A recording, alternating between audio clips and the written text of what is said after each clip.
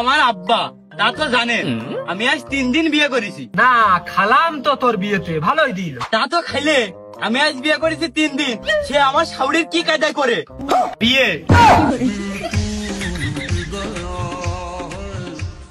কিরে মালটা ভাই, কি দিয়ে কি কাজ টুক করেছিস কি?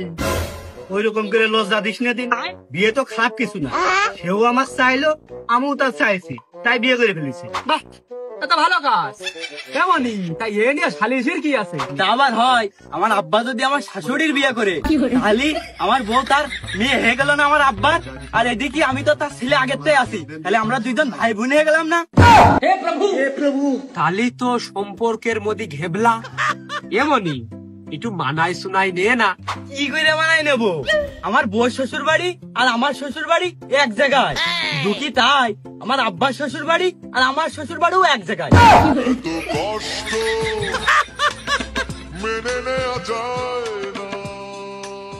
আমার যদি ছেলে পেলে হয় তাহলে আমার আব্বার দাদা কবে না নানা কবে, আর আমার আব্বার যদি ছেলে পেলে হয় তাহলে আমার মামা কবে না দুলো ভাই কবে।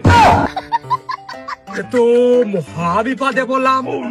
এর আগে এরম সালিশ তো আমার সামনে আসেনি। আমি কোন দিক পক্ষ নেবো এ তো মোলাম আমি। আমার বউ আমার সাথে ঝগড়া করে বাপের বাড়ি যাবে কি করে? বাপের বাড়ি যে ঘুরের মধ্যে ওই রাস্তাতে ঘুরে আসে কি আবার এই বাড়ি উঠবে? আরে বাপু, ঝগড়া না নাই করলে?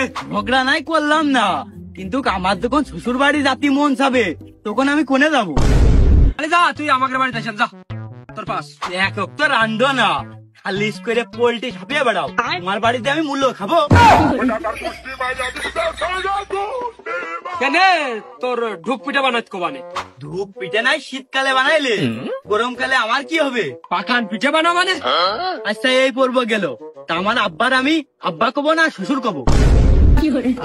তো পাইয়ে দিলাম না। এ তো আমি কি কঠিন প্রশ্নের সম্মুখীন হলাম রে। তুই একবার একটু ডেডি কদিনি। আমি নাই রেডি করলাম, আমার বউ আমার আব্বা শ্বশুর কবে না আব্বা কবে?